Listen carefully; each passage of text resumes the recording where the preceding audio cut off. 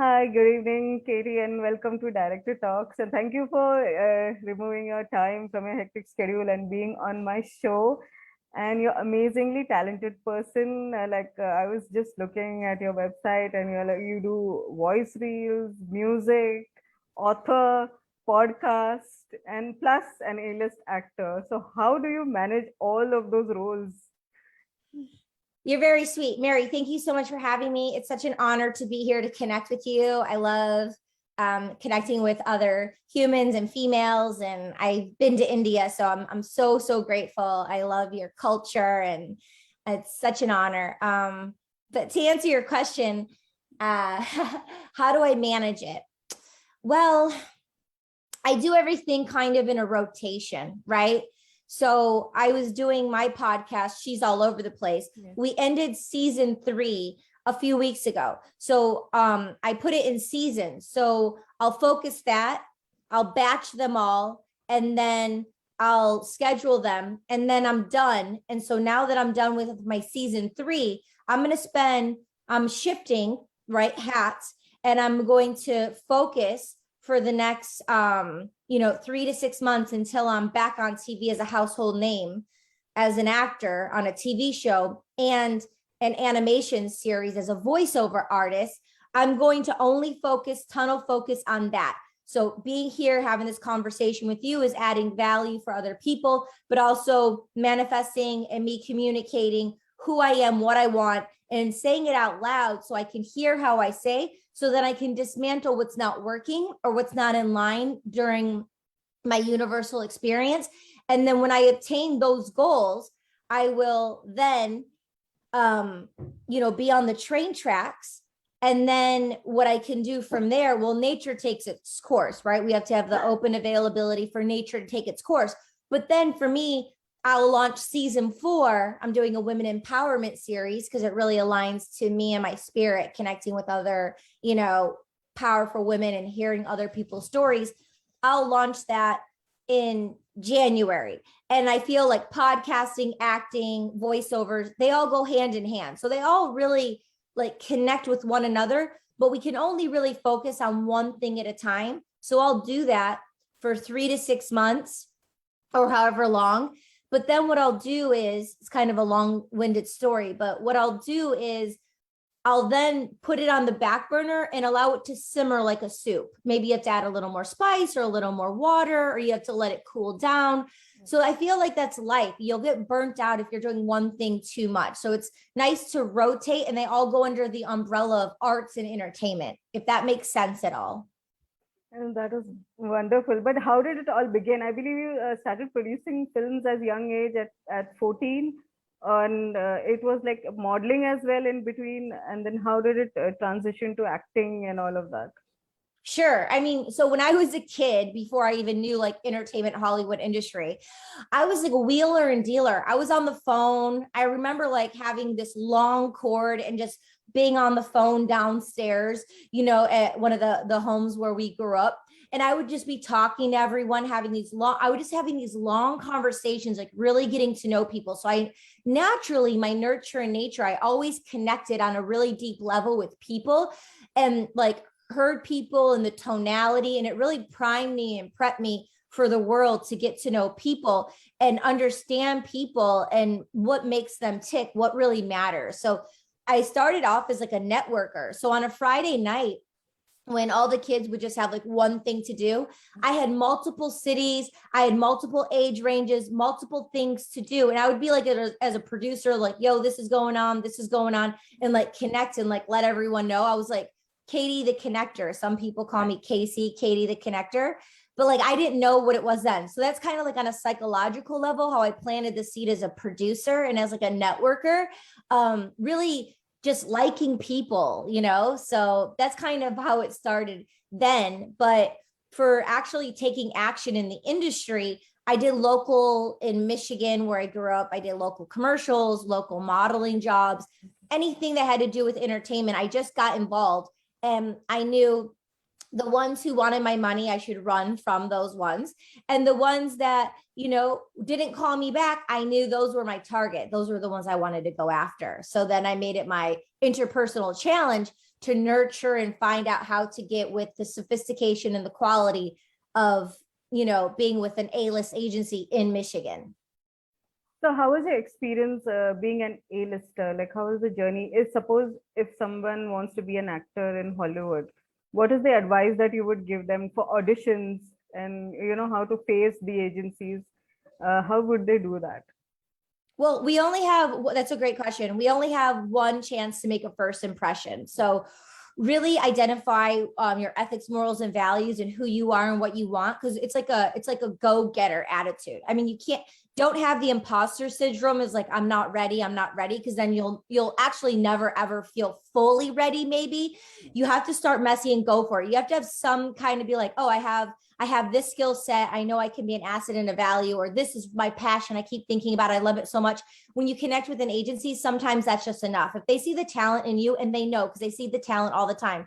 And now it's like virtual. They see the talent virtual. So it's a great opportunity for international people to be able to connect with Hollywood more, instead of like going on a flight, getting a hotel, actually moving there, and like doing that big risk and leap of faith when you can connect online with the internet and social media. But the number one thing I think is IMDb, iMovie database. You can have it as a resource. You can see who's who. So there's different tiers, and you can know if like someone's saying they're a movie producer or a film director or something, and they're not. So that's how you weed and do your research, through IMDb, iMovie database. And then you also want to have the craft. So Susan Batson has an amazing book called Truth, Truth. So she's, Oprah Winfrey's acting coach, Nicole Kidman, Juliette Binoche. So she has virtual classes. You can do drop-in classes with her on her Instagram and or her website, Susan Batson. You can look her up. And so anyone listening can definitely drop in and do classes with her. She has a lot of international actors. She's amazing. Meisner technique, Stanislavski. So, Uta Hagen's, her books. So definitely read the books, but it's not only reading and knowing your backbone of your craft, of the directors, like a lot of the A-list celebrities, they have particular directors they like working with, and they work with them multiple times in the industry. So knowing which producers, like I love Judd Apatow, like he produces, he directs. I love like his style of comedy. That's so me particularly. So whatever makes you tick, whatever excites you, those are some like really key things to do. So the craft is super important. The research from IMDb, and putting yourself out there. And the other number one thing that really matters is your headshot. So you have one chance to make a first impression. So if you're sending someone a headshot and it's like blurry, it's not high quality, it's not, so you can just Google like headshots, top headshots, or like research on Instagram or somewhere to find good quality headshots, or look at my headshots on my website, and you can see the quality of the headshot. You don't have to spend like all this money. It's quality. It's not about the money. It's the quality. You can have all this talent in the world and have no money for a headshot, or you might have a friend or someone who does headshots and you do a trade with them or something, like, mold their backyard, or, help them garden for a week or something like that. So you plant relationships, and you don't know where someone will be in 10 years. You don't know where someone will be in 5 years. Someone could be the intern or the assistant, and then tomorrow they're a showrunner. Look at Shonda Rhimes. She wrote Britney Spears's first movie, Crossroads, in 2003. And I mean, she's the highest paid showrunner in the industry. And she just did a huge deal with Netflix. And she's like the first showrunner to ever do a streaming service deal with, a streaming service, after I think her 4-year contract expired with ABC. So it's this kind of lingo and talk. You can just read it online. Everything's available. Hollywood Reporter, Deadline.com, Variety.com. Follow the actors, follow the producers. Aaron Kaplan, they're on Instagram. DJ Nash, their TV show This Is Us. This TV show Wayne on Amazon. I'm going off on a tangent, but I love this show so much. I reached out to the creator, and now he's following me on Instagram, and he follows my story. So they got picked up for season 2. He knows I'm an actor. He could call my team they'll find you. You don't have to be in Hollywood. Hollywood will find you. So that kind of leads me to building a social presence, but I don't want to get ahead of myself because I just went off on a tangent, but I'm very excited and I want to be here to give this information to people so they're not selling their dreams in an unethical way and doing things that go against the moral grain of who they are, because I've seen that happen so many times. And I am proof in the pudding that you can get what you want without selling your dream. That is a very good and strong advice to all the actors out there and all the artists, especially. So, Katie, you have worked with 19 A-listers in 1 year. So, how was your experience with all of them, and who is your favorite from them?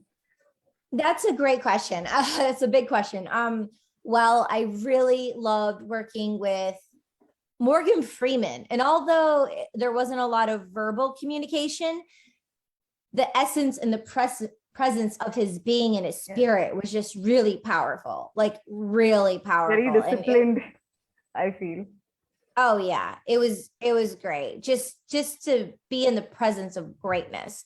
I did a scene with Nicolas Cage and Werner Herzog, one of the top 35 filmmakers in the world. And he called me when I was doing a movie with Sharon Stone and 50 Cent and Val Kilmer in Louisiana called Streets of Blood with Charles Winkler, who's the director, and he's the son of Irwin Winkler, who produced all the big films with Sylvester Stallone. And he called me in his German accent and he's like, I would like to invite you to New Orleans to shoot, the Bad Lieutenant Port of Call New Orleans, with me and Nicolas Cage. And I'm just like jaw dropped. And I just felt like I was Joan Crawford. It was just epic. And I got a call from the producer after I got back to set in my hotel. They're like, oh, Werner, he wants to talk to you personally. A lot of times a director will just do the deal with the agent and it's done. And he's like, he wants to talk to you personally. I'm like, okay. And so I'm in my hotel room and I knew he was calling and I'm like, hello. I felt like such an A-lister. I felt like such a big movie star. It was great. It's like all your dreams really coming true. And it's those moments that really keep you going, and it's those moments that you want to happen.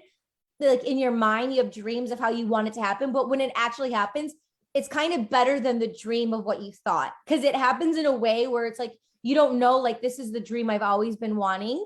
And it happens and then time passes and you look back and you're like, wow, that was like a merit moment. That was a moment. Yeah. I get that feeling. And now you have turned director with your web series, Couple Therapy, which is already winning a lot of accolades all over the world. And congratulations for that from India as well, because you recently just won lots of awards. So how was the experience like during the lockdown period? How was the shooting and all the execution since it was a pandemic, and how did you manage all that? Cool. I just want to give a shout out because we just got 2 awards from India just this week. I won Best Director, Best Actor from Platonic Film Competition, the 5th season. So, and then my editor, Nikki Scorpio, who's my partner, and the Sophisticated Psychos, our production company, he won Best Director. And then the 16th International Film Festival, Jaipur, JAIPUR, JIF Jaipur International Film Festival, we won the Best Film Festival as well for that. So, and we won about 5 more. So I just wanted to give a shout out and say thank you so much to India. I'm really grateful. And when I'm online over the past years, I see a lot of web series come from India. So as a producer, after we made it and we put it into the film festival, because we put all this energy out and we can get into the process of that. But when we put all this energy out, I'm like, how can it be reciprocal? Well, you put it into a film festival. And so a lot of my people told me, oh, well, when you do a film festival, you only do like 4 years and later, because a lot of the first timers, there's thousands, they come and go, they won't be there the second year. So just do like 4 years and more. So they have a stable quality platform to create. And also my last podcast on the season finale, we did the process of couples therapy, the making of. So if people want to go more in depth, you can put it in the show notes. So then people can get on the train tracks to know all the details, because we probably won't get into it today. But when I was getting on the train tracks of the film festival, I'm like, I just don't want to go to the top ones that people told me about. I also want to make it broad to France and Italy and India and England. And I did. And we've won a lot of those because I wanted to get outside of the bubble of even what the industry of Hollywood told me and expand my wings even more. And I guess I've always done that in life. Like I soak up the knowledge, I listen to what people say, but then based off of what people say, I'll take some of that, I'll leave what doesn't serve me, and then I'll do something of my own, right? I won't just stay in the lines of what people say. I'll listen, I'll take it in, but then I'll spread my wings, right? Yes. So that's why I entered into a lot of film festivals in India, because I saw there was a lot of web festivals, web series, and it's a very popular thing. So I'm like, I want to be a part of that. I'm a part of the culture. I have an Indian family that I'm very, very close with. We've spent many holidays together and all that jazz. So, well, what happened was March 2020 came, and we all know what happened March 2020. And so what I did was I'm like, oh my gosh, what can I do while this is happening? So I literally I just put my head down, and then I thought, my producer, I called Alessandra Levy. We were living East Coast to West Coast at the time. And I called her up. I'm like, yo, are you ready? She's like, yeah. So I'm like, okay, cool. Me and Nikki, my production partner in the Sophisticated Psychos, Nikki Scorpio, we were like, let's do an improv web series. Why? An improv web series. If you do improv, I'm a union actor.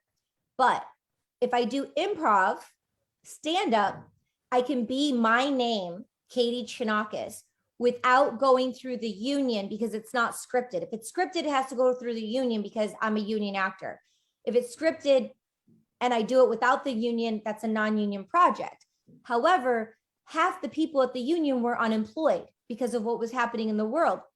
And I didn't want administrative blocks. I didn't want to jump hurdles. So I'm like, what can I do? So I'm like, I can do this as an improv actor, Katie, to promote improv comedy, me in a creative way, put it out there. And that's how networks, directors, producers, actors, other people see your work. And then they hire you in union projects. So I found that years ago when I called the union, I'm like, hi, how can Ashton Kutcher be a union actor, but he's doing punked and it's reality? Because he's playing himself to grow his personal brand, his personality, his name, and then get hired in a union project. So I knew that from like 5 or 6 years ago. So that's what I did when I put my head down and we created Couples Therapy, the Lockdown Improv web series. We shot season 1 on Zoom in a row, like 1 hour. And then we made it 5 to 8 minute episodes. And then we let it breathe. We shot season 2.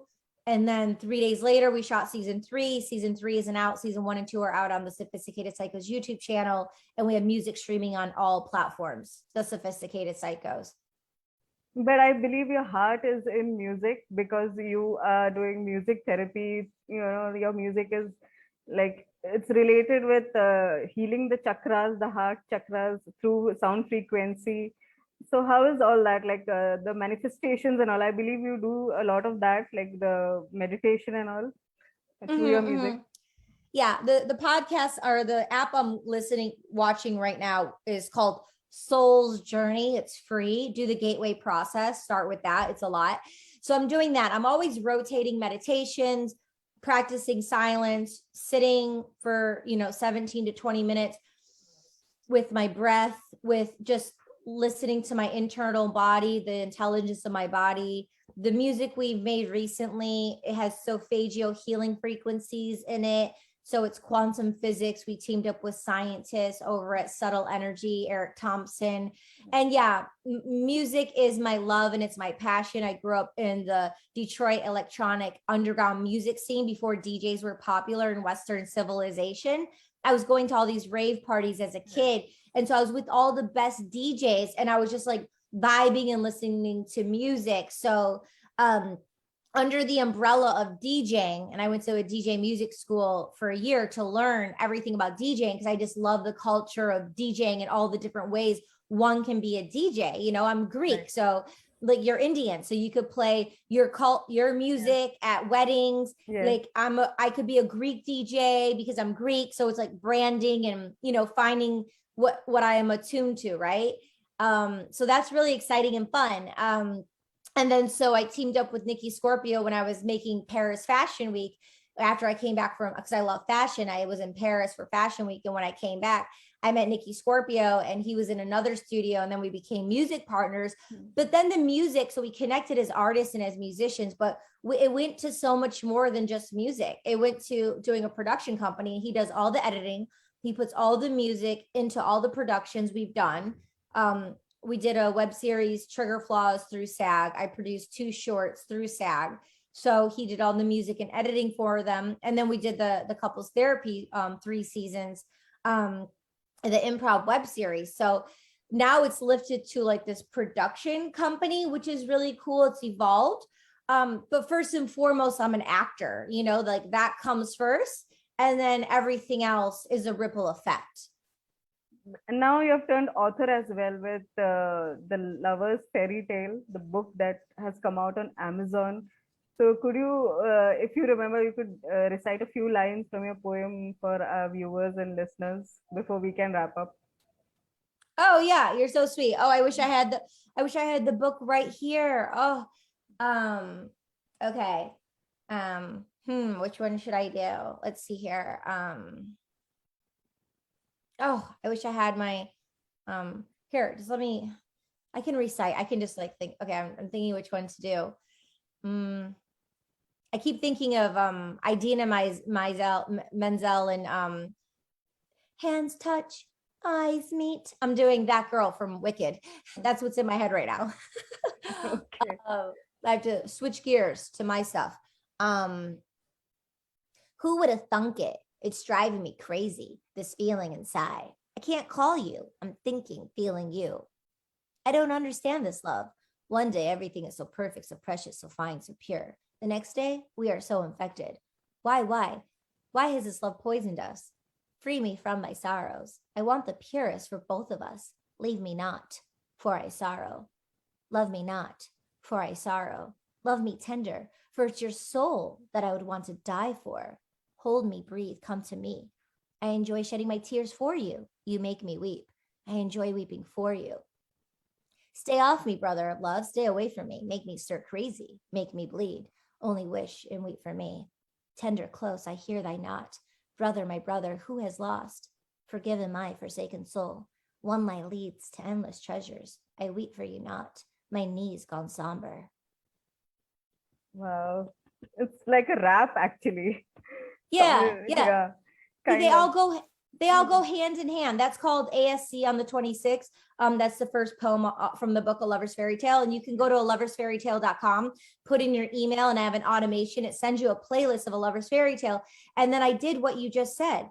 I had the language that I wrote, and then I self-produced spoken word music videos, and I did poetry and a rhyme and a rap. I did spoken word music videos, and I can send it to you as a gift. Thank you so much, Katie.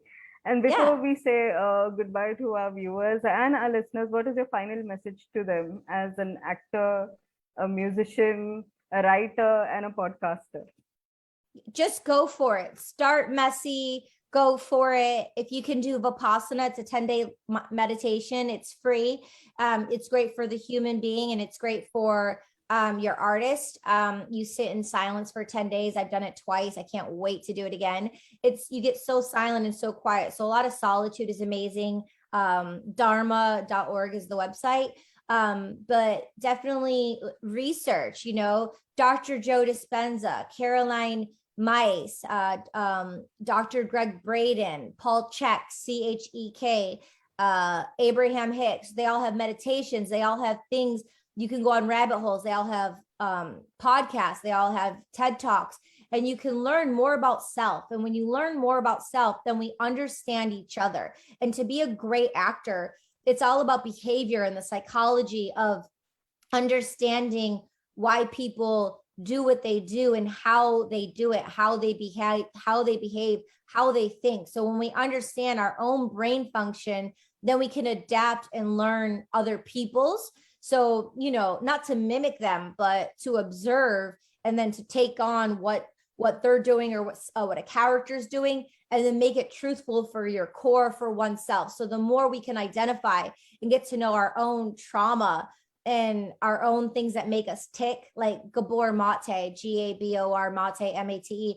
You could, you know, the wisdom of trauma, and binge Gabor Mate, and he demystifies what trauma means, you know, and just, it really makes us more kinder and compassionate for ourselves, because we're so frustrated about our dreams and goals, to give more patience and space and to allow the unknown. So I think those are some like key things, because I already talked about some books people can study and some research people can do. And then reach out to me. I'm an industry coach. So Chonacas.com, reach out to me. I can help you on your journey. Okay. Thank you so much, Katie, for being on Director Talks this evening, and have a wonderful day. Wish you all the best for the future films and in your journey in Hollywood and music and writing. Thank you so much. Stay in touch. Thank you. I appreciate you. Thank you.